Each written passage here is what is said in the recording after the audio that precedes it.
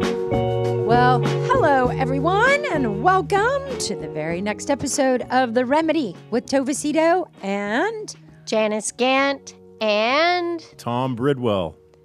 what's up, peeps? Oh, not much. Tom, I can't believe I forgot to ask you last week. What did you think about, this is like old news now, but what did you think about Harman winning the Open?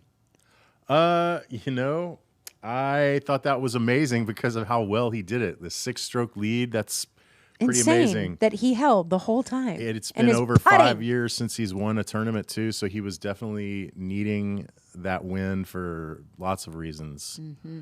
But yeah, that was awesome. He's not really a no-namer. He's been in tons of tournaments. I mean, he's just chugging along, but I think there was a lot of people on that leaderboard that a lot of other people wanted to win, but the fact that he won, I'm pretty sure the players were all very happy for him, and he's cool. I like Brian Harman. You know, he's kind of a no-namer to me. Yeah. But I'm not crazy about golf as you are. But I mean, I did like watching it. His He putting. is tiny. Okay, I googled how big it says 5'7", 150. I was like, bullshit. No. That dude is 5'4", 120, Yeah. soaking wet. I'm sure there were lots of jokes about him being able to fit inside of the claret jug. There's no way that dude is 5'7", 150. That's None. hilarious. None. He looks smaller than me. I mean, He actually was on the fake Brian Harman was on the ticket this morning on the my 840 God. bid. Oh, was it funny? It was kind of funny. It was really short, but Gordo basically gave him an English accent, and that was the funniest part, is that he was English because he's from Savannah, so he's got a very southern drawl. yeah, he does. Anyway, I listened to I watched the presentation and his little speech. Anyway, I've been meaning to ask what you thought of the British Open. Yeah, I'm sad that the big majors finish. are over. I know It's kind of the end of the summer, end of the golf season. It's all coming. It's Yeah, the but now fastest summer football's ever. going to start. Yeah, go Tech. I think we're going to win the national championship this year. I hope you do. Yeah, I'm planning on it. I bet a bunch of money on it. Oh, good for Wow. you. You're such a dude when it comes to sports, and I bet a bunch of money on it. No, if Texas Tech won the national championship, we'd all go. We'd all go. Okay, I'm going to hold you to that. Watch those Red Raiders. Nothing like it. Nothing like it. Have y'all watched that quarterback? No, I want to. Don't It's tell me. so good. I'm interested. I want to watch it. Everybody was talking about it this weekend. Yeah, I really want to watch that with my boys. It's a documentary kind of about 3 of the NFL quarterbacks. It's like Full and- Swing, the golf documentary, except it's for the quarterbacks. Yeah, and it's Patrick Mahomes is one of them. I love him. And it's really good. We've Cool. watched 2 of them, and it's good. How many are there? I think there are 3 golfers covered in that. Quarterbacks. I mean, quarterbacks. Okay. Yeah. Also, have y'all watched The Crowded Room? What's that? It's a show. Series? Series. Like a Netflix? Have you watched it, Tom? I haven't. Oh, have you read about it? I've seen it on the, in the queue there, but I haven't. No, I don't know anything about it. It is so good. You have to watch it. Say it Okay. again. And then The Crowded Room. Okay. And then when you finish watching it, I'll talk to you about it. Okay. Because I have experienced this on a first-hand basis with a client. So yeah, Ooh. it is very, very interesting. Okay. Yeah, you'll I'm like it. excited. Okay. I need a new show. Yeah, Now I have 2. that's all I know. All right. Well, today we are finishing up what we started last week. We found an article, and it was in Country Life, and the title is 29 Things That Grandparents Want Their Grandkids to Know. Last week was really fun because we agreed with some, disagreed with others. There's, like we said, there's 29 of them. We ended at 15 last week. Tom finished us off last week with Do Your Best. So, Tom, why don't you start us this week with the next one that says, try to, in quotes, be good. My grandma used to say, be good. And if you can't be good, be smart. It had many applications. I really agree with if you can't be good, be smart. Just cover up. Cover up well. That's kind of the opposite of what I was told, because my dad would get my report card, and he would get A's and B's, which he was obviously cool with, but then he would see the behavior grade, which I think was like satisfactory. What was it? There was like E for excellent, satisfactory, S for satisfactory, U for unsatisfactory. Yes, then U for unsatisfactory, and then there was one that was like basically your kid should be suspended, whatever that one was. I would get a satisfactory, and it would make him so mad because he would be like, any idiot can just behave. Like, I don't need you to be smart, but just any idiot can just behave. Like, don't talk and just behave. Be good. Like, because you don't have to be smart to be good. Did you have ADD? I probably undiagnosed, yes. Yeah, that's probably why you weren't good, because you were restless. Exactly, but the funny thing is like it wasn't even unsatisfactory. It was just it wasn't perfect. It was satisfactory, which let's call that a B- in behavior. That chapped his hide so much because. So if Betty came home, if your daughter came home with an S, how would you feel about that? Well, now I have changed my attitude about this because I've said this to her. You don't have to be smart because it's not hard to just control yourself. If you're not supposed to talk, then don't talk. But I completely understand that ADHD changes the rules and changes everything. But at some point, I mean, right? The medicine, she's going to have to we're going to eventually wean her off of her medicine. So at some point she is going to have to make behavioral decisions consciously, right? Yeah. Yeah. And so I guess I can just always hammer this in to her. Grandma used to say, be good. That's the least you can do. It's the easy part. What do you think about this, Janice? Yeah, I think that it's hard for kids to be still in school. I mean, they've got lots of energy. A lot of them do have some ADHD, which doesn't mean it's going to go on with them forever. But if it does, that's all right. There are a lot of really talented people who have it, and successful people. Mm-hmm. I think that it is.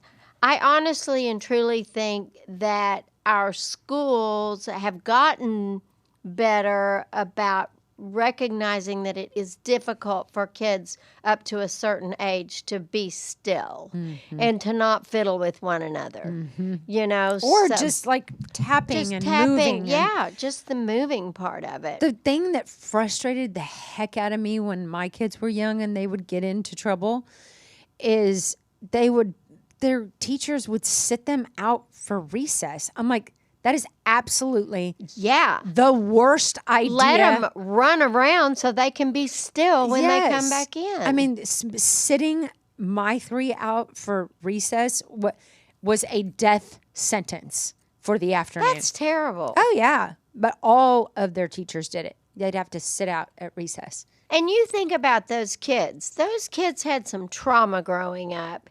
And then they had to leave their people, and I mean, that's no easy thing, and kids are just not supposed to be still. Kids. Good God, no. Yeah. And in fact, George is ADD, and I didn't know anything about ADD. I mean, who did? And I used to expect him to sit at the table and do his homework, and he hated medicine, so he never did medicine. And he had the hardest time sitting still at the table, and I didn't understand this, And then I read an article that kids who have ADD learn so much better if they love being overly stimulated. They can listen to music and read and all these things, have the TV on all at the same time. I can't have any of that on if I need to concentrate. So George, if he moved, he could learn better. So when I learned that, I was like, get out from the table. And you know what he wanted to do for when we studied for the spelling bee? He did somersaults in my closet while he spelled his words. You know, every letter was another turn. And that's how cute. he studied for his spelling bee. And things got so much better. It's like, yeah. So does he have it now? I think he kind of grew out of it a little bit. Yeah, a lot of kids do. Anna, Brennan Carter for sure have it. They are banshees. They are wild. But George has simmered down a little bit. George had it worse when he was younger. But okay, number 17. Love is the most important thing. I want my grandchildren to know love shouldn't have borders of biology and that love has no bounds or limits. They should just love. Let's see. My love has limits and boundaries. Yes, it does. And I don't always think that I should just love. Yeah.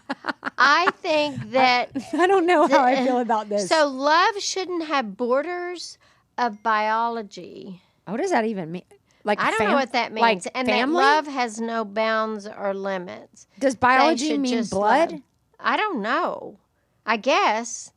I just think that, love is, I think that's a very idealistic approach to life. Yep. I think love is wonderful. Yep. I think that I think that my love for my children and my grandchildren have no real limits to it. I don't know what they could do that would cause me not to love them.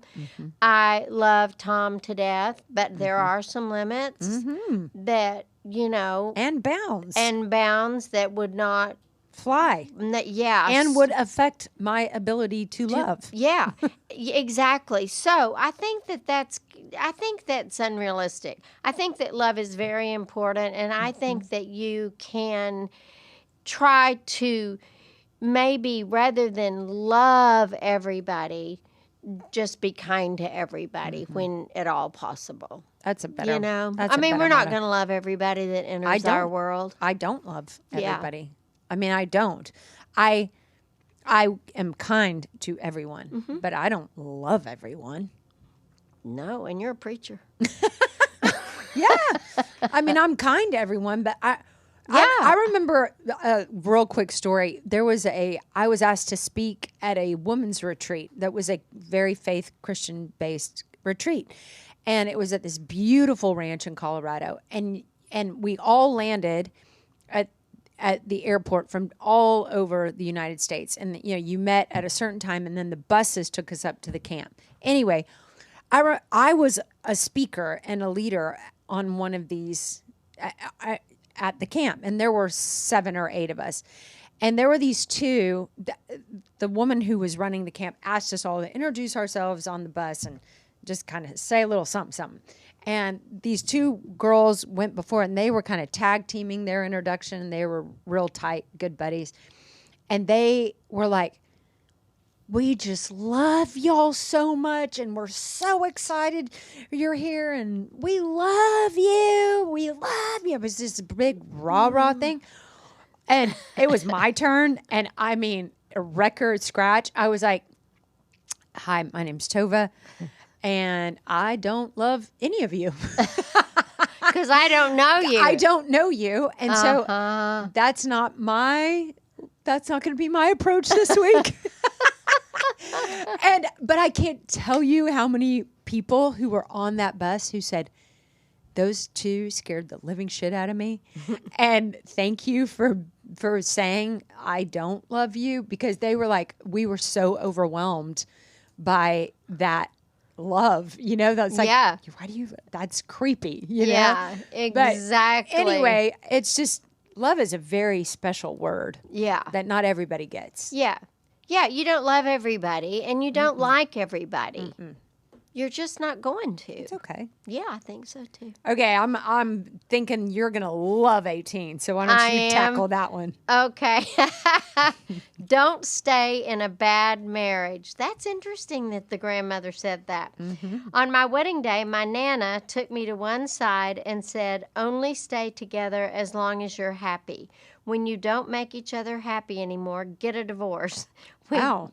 We've Well, that's a been little married aggressive. 22 years now, and I will.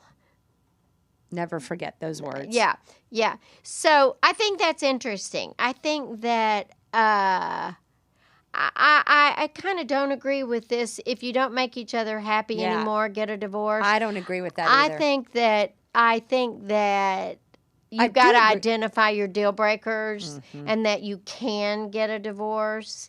And, you know, if you have deal breakers, I always tell my clients you can have, 3 to 5 deal breakers, but that's it, you know. And then, but if we don't make each other happy anymore, get a divorce. There are times when you're just not going to like each other. It's that's and you're a not little going to be too happy. casual. That's a little too idealistic and cheesy, actually. Yep. You know, because I don't know that we're supposed to make each other happy. We're supposed to make ourselves happy Yep. and decide if we want to be in this marriage. And I think that if I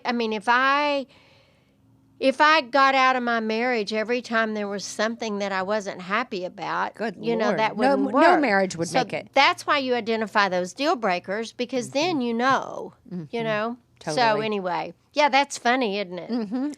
I agree with don't stay in a bad marriage. If somebody's abusing you or cheating yeah. on you, whatever your deal breakers are. yeah. You said something, whatever advice you give to your girls, like if you can choose to go, that means you can also choose to stay. And Staying is a choice. Yeah. and that's a great choice. Yeah. You and I both wish we never had to get divorced. Yeah, but definitely. both of us knew we couldn't stay any But longer. it was the right thing for me, and it was for you. 100, and Yeah. it was not based on happiness. No. No, although I was not happy in my marriage when I got a divorce, Right. but that's not why I got a divorce. That's not why you got a divorce. Yeah. And it's not like you woke up and were like, oh, I'm just not happy in this anymore. I'm outta there was here. things happening that made the experience incredibly difficult. Yeah, for sure. I take umbrage with number 19. Go for it. So don't fall in love at a bar. Did you? My grandmother would remind me, dear, if you meet a man in a bar, that is where he will be throughout your marriage. That's ridiculous. Okay. That's ridiculous. This is absurd. I take offense as a man that's all I would ever do is be in a bar.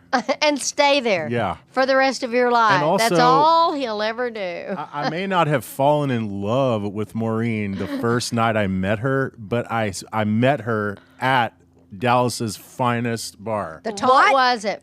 the Lakewood Landing. Oh, yeah. It's a self-proclaimed upscale dive, and it's one of the best bars in Dallas, and that's where we met. I've met, we're married, and that's the dumbest thing I've ever heard. Don't fall in love at a bar. I think that I agree. think that it is. There's a part of that if you met at the bar and you were drinking a lot and you thought, man, I love this woman, and then you walk away, you might want to, have some time with her sober. Which we did, of Make course. sure. Totally. Oh, that's hilarious. That grandmother. Yeah. I agree with you on that. Yeah, That me was so too. dumb. Okay, number 20. Find someone who's all in. My grams used to tell me, be sure to marry a man that loves you more than you love him. Oh. Your eyes are perked up. I see perked up eyes, Janice. What is that? Well, I don't know that it's about loving someone more Yeah. than you love them, because I don't know how you measure that, actually. But Totally.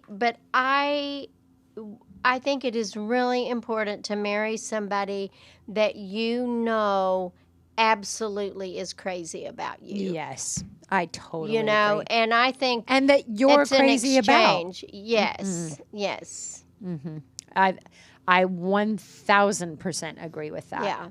yeah, And I think this next generation that's getting married, I think there's a lot more of them that are really crazy about each other, more than I would say even our generation, our parents' generation, our grandparents' generation. Well, I think so too, because they don't feel like they have to get married. Whereas my generation, I mean, you just. Of course, we Oh had my we gosh. got married, and Yeah. and the younger, the better. You know, kids are getting married older. They're doing things for themselves first a lot, and they are a lot of these kids do premarital counseling now, which was just unheard of when I Yeah. was getting married. It's just they have a lot more access to a lot more information. We've talked about this. Words like vulnerability and intimacy didn't even exist when you and I were getting Yeah, married. and as women, we thought, oh, we got to get married because, or my generation did. I mean, we didn't, people wanted to get, I remember going to the sorority, you know, they would pass the candle and all the sorority girls would get in a circle and the girl who got engaged would pass a candle. So you could pass a candle if you got pinned, like a fraternity pin given to you, or you got engaged. And so everybody would get in this circle and they would sing these songs, and then the person that got pinned or engaged would buy a little arrangement and put the pin or the engagement ring in there, but nobody knew whose it was. And so then they would light the candle and it would go around the circle.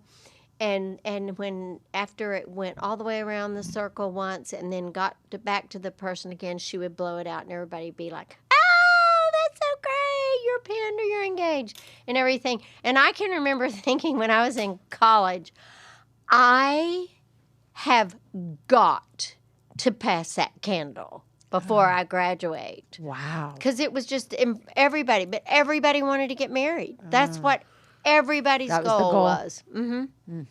Yeah, it was interesting. Certainly everybody's goal at Brigham Young University. But Yeah. that was an anomaly a little bit but I mean, it was like, the pressure, even the South, still a lot of girls that I meet with who are in their 30s feel the pressure cooker Yeah. of why aren't you married yet? And I think people want to get married for a lot of reasons, you know, because you want to have children, and most people are more comfortable having a baby when they're married. Yep. You know, although I don't think you have to.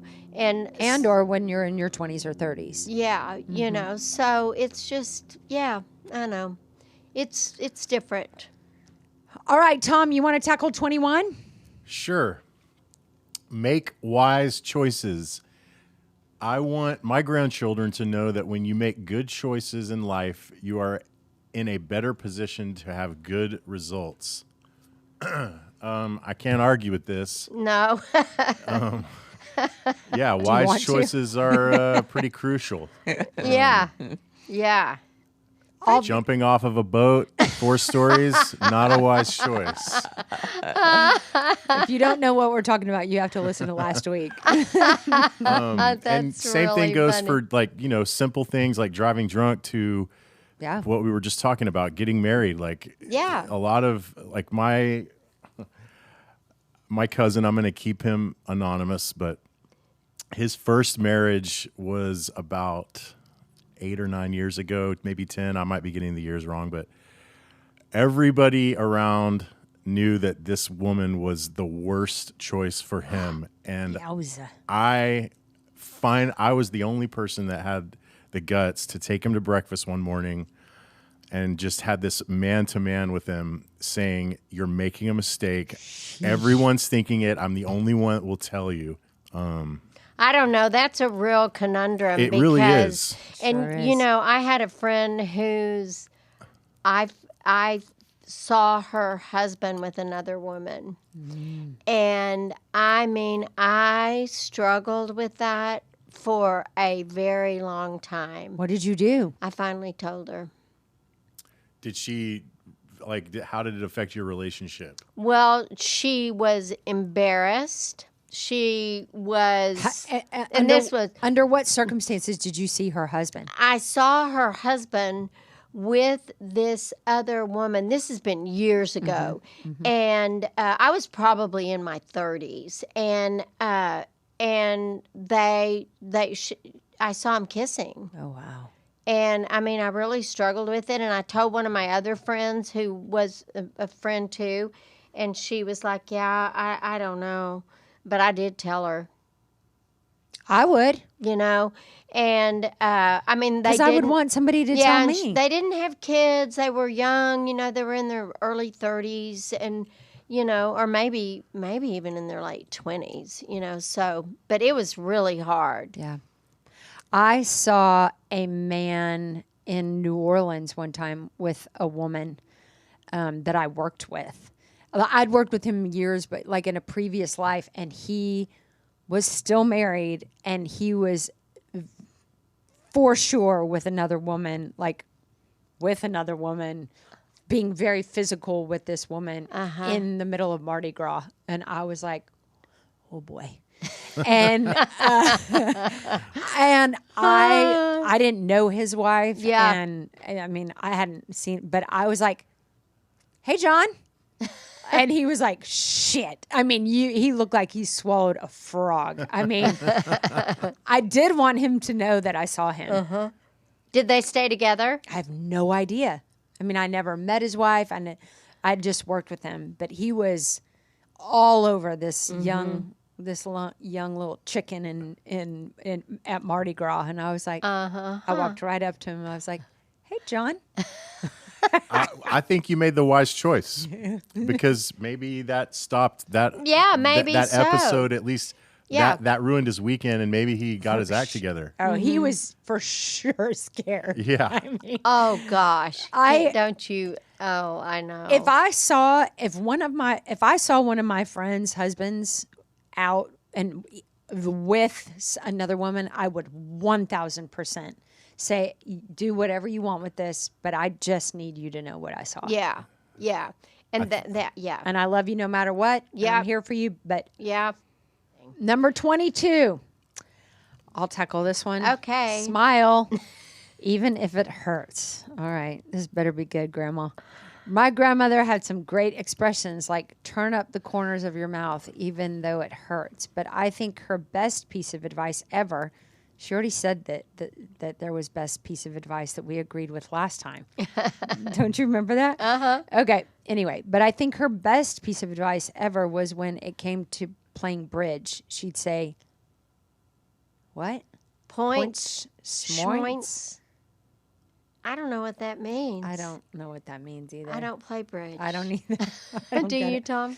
And I don't think you have to smile Yeah. even if it hurts. No, I don't. I just- That's this is old. just- That's 50s. Yeah. Don't put a smile on your face Ew. and be happy no matter what. Nope. Yeah. Nope. Yeah, we exact. Can you see some old ladies getting drunk and getting mad that they're losing at bridge, though? Yeah, I'd actually like to see that. I mean, it's really funny up at the club. There's ladies that just play bridge, and man, they get serious about that game. So I can see the point schmoints. I sort of see what she's saying. This rule kind of reminds me of like actors at award shows when they lose and the camera's right on their face. And they're smiling. And they're just smiling, but they're so mad that they lost. They don't want And it. somebody should throw a fit. Like, to your point, wouldn't Yeah. it be, what? Mother! I'm better than them. Bullshit! It would be great if It somebody would be lost really it. great. It would.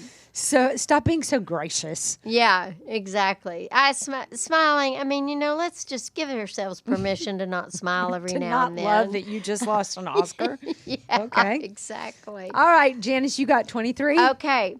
Be willing to try anything. So this is a picture of a girl, and she's got her arms out, and she's got a book on her head, and she must have been at charm school. And my mother made me go to charm school, and I had to walk up and down a runway with a book on my head. Are you serious? Uh-huh. That is because you When need I to was be in standing high up school. straight. No, I think she just wanted me to be. My mother was very manners focused and all of that, and I guess she was just. Well, I got caught drinking in high school, and then I think she made me go to charm school. That is hilarious. But I thought I was charming when I was yeah, I bet. Okay. Be willing to try anything. My grandfather taught me how to fix a radio and catch earthworms for fishing.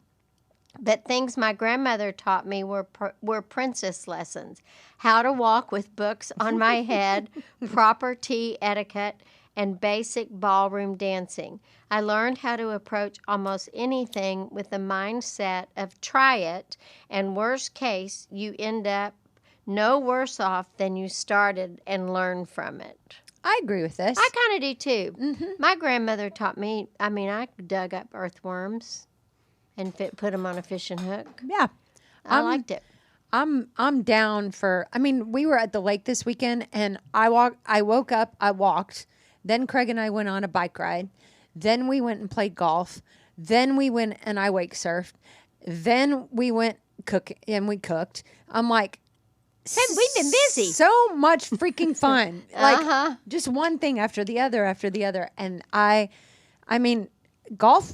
You golf, like starting golf. Tom, you golf. Starting golf is a very humbling experience. It is. I played golf for years, and you can't tell. Well, I cannot. So your golf swing, your shoulders are fine. Yes. Okay. It feels great. Yours is gonna come back. He told me I couldn't play golf or water ski this summer at all. Yeah, you've mentioned that, and I had to take last Feel summer. sorry for me, I would do. you? It's the worst. I know. It's all right. It's you're- really not the great worst. thing is you're going to get back. Yeah, I know that. This one goes really well with home ownership. Let me just interject this one little thing. This is interesting. Because that is, be willing to try anything. Like a lot of times you call up somebody to come fix something for you, but I have found that when it comes to like basic stuff, like changing an air filter or fixing a leaky toilet that won't stop, like there's a YouTube video that will tell you how to do it. And when you fix something on your own because you just tried to, man, it is amazing. It's a great feeling and it saves you money. It does, I feel like doesn't this it? particular rule would be really good for a new homeowner. Yeah. That's a I great- think so too. That's a great little tip. We had a toilet leak in our downstairs bathroom, and Tom fixed it. I was so impressed. Yeah. He'll attempt to fix anything Kind of like that. the grandfather approach. Taught me how to fix the radio, catch earthworms, and fix a toilet on your own. Let Give me it a tell try. you, I think that's a sexy quality in men. Dude, Maureen does too. Totally do.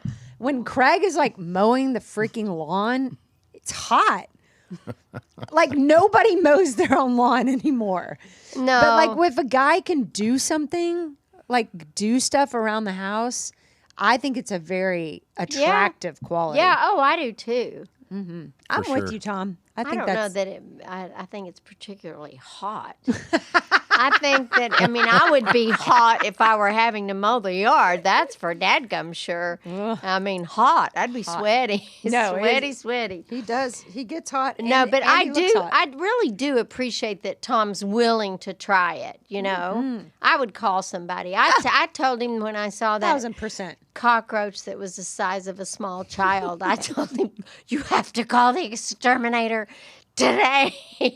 Totally. Because it made me a psycho woman. I think cockroaches are bad right now. Yeah, they are. I think Definitely. they breed in the heat. Mm-hmm. Ugh. Oh. All right, you got 24? Me? Yeah. Okay, let's see.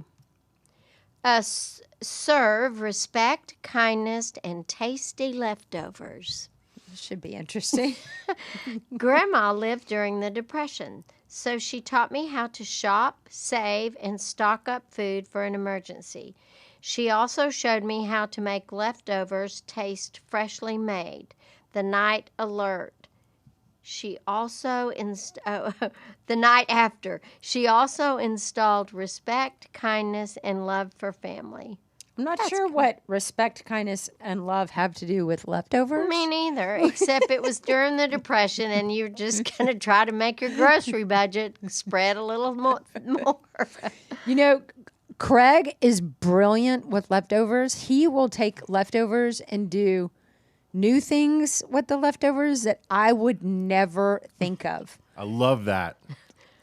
It's super creative. Do you do the same thing, Tom? Remember, I think we had a discussion about this on a previous podcast where I was telling you guys about our steam oven.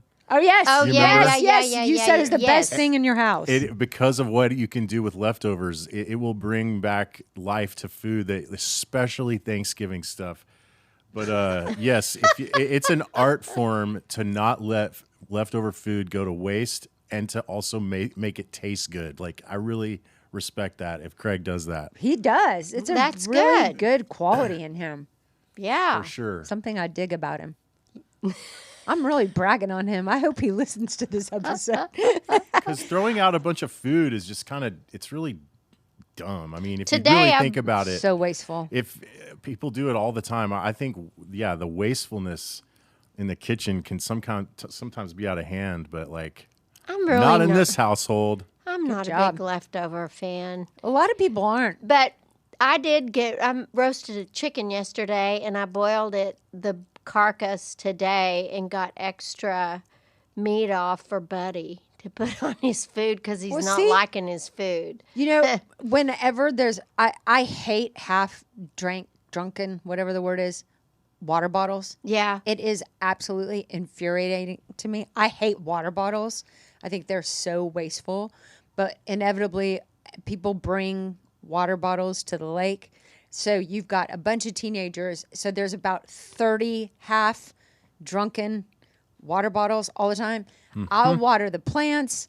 I will put it in the dog bowl. Like, I hate waste is really difficult for me. I do not like waste. Me neither. One time I heard Janice is mouthing that she does not mind it. You know what? There's going to be somebody listening who's like, God, they're making me kind of feel bad for being so wasteful. It just doesn't really bother me. Well, you know what really bothered me when I heard this? Years ago when I worked at the church, I had taken a bunch of kids on a youth trip, and we worked in a food pantry, and we were putting together food for families. Yeah. Low-income families.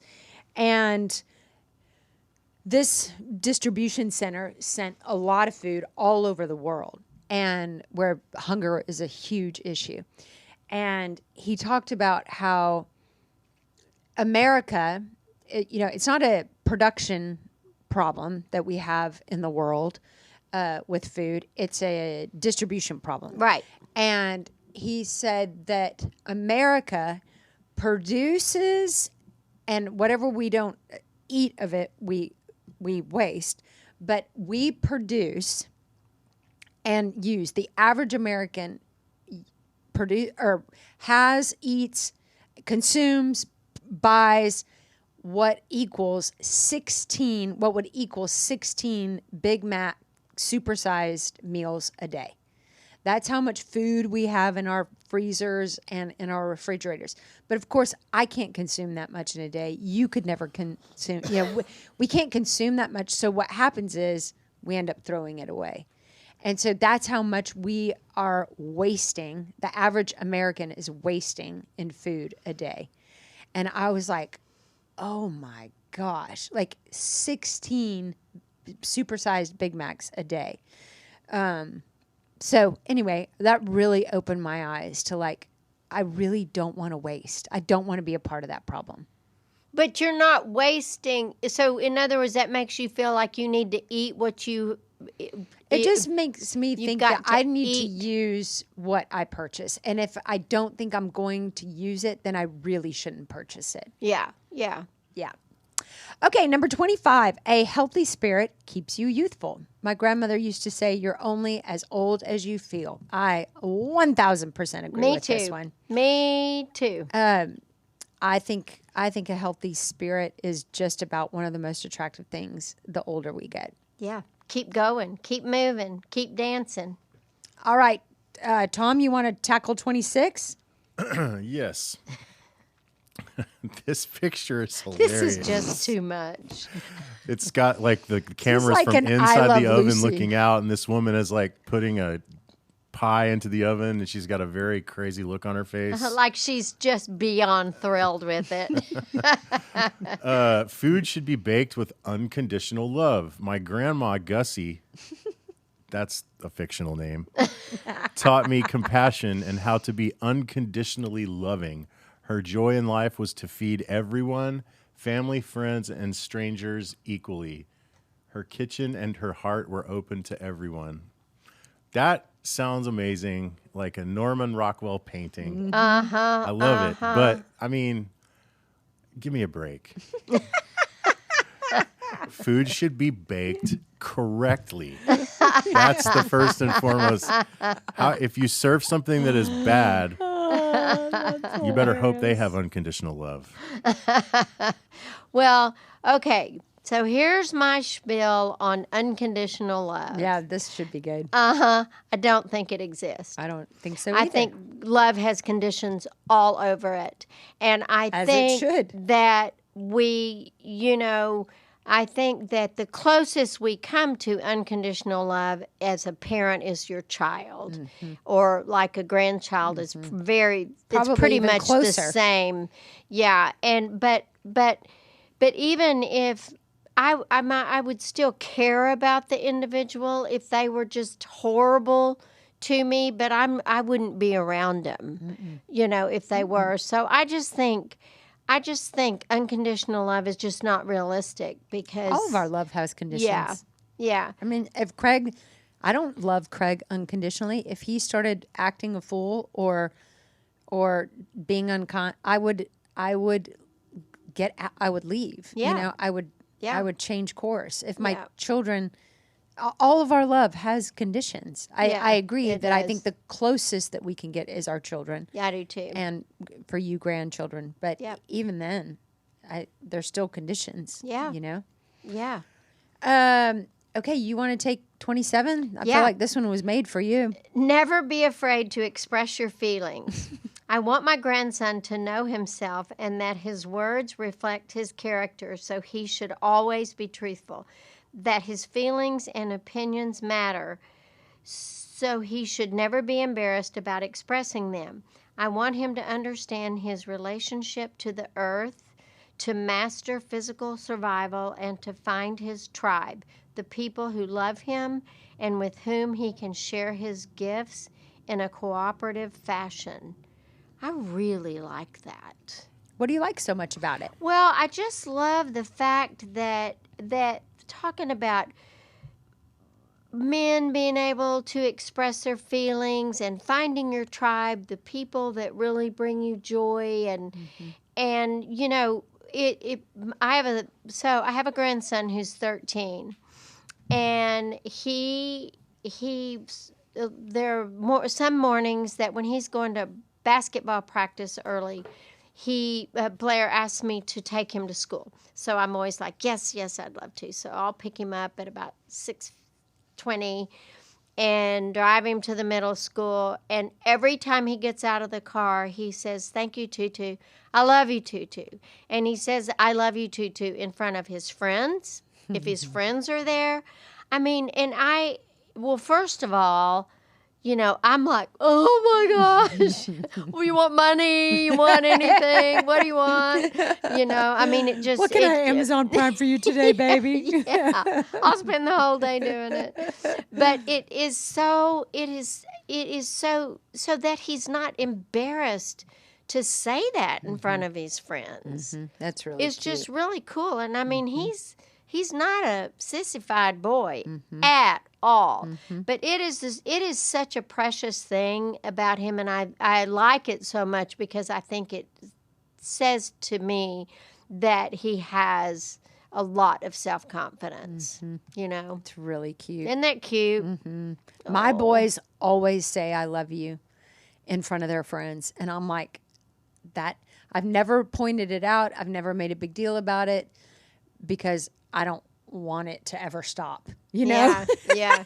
Like they just think it's normal. And I am so grateful for that. Yeah, it's amazing. Okay, we only have 2 more. Number Okay. 28, be creative and dream big. The things I'm trying to instill in my grandkids are that it's okay to be exactly who you are. Ask for what you want. It's okay to be really, really messy if you want. Dream big. Paint, create, dance, sing, plant things, and know how to cook so you can feed yourself. You don't need anyone to save you. Oh, that's so cute. I love it. Isn't it? Yeah, I love all of that. And I believe in being All creative, of it. dreaming big, Yeah. being messy, try new things, plant things, and that none of us need anybody to save us. No, it's great. Yep. It's really great. Okay, Tom, you wrap us up. Number Alrighty. 29. Make something of your life. I have 12 grandchildren and 19 great-grandchildren, Whoa. and I tell them all the same thing. Don't get involved with drugs or not nice friends. I love it. Not nice friends. Behave yourself and listen to your parents. Go to school and try to make something of yourself. Remember to do nice things for other people and do volunteer work. That is so cute. That's really cute. Make something of your life is Yeah. fantastic. It really is. You know, Yeah. whether we mean to or not, or whether we want to or not, or whether you believe in it or not, every single one of us leaves behind parts of us. Yes. And you know, you and I have lived long enough. I've certainly done my fair share of funerals working at a church. Like, people are going to remember you for something. You Yeah. know, or for some things. And I think going to a funeral is probably one of the coolest experiences, even though it may be difficult because that means somebody's transitioned.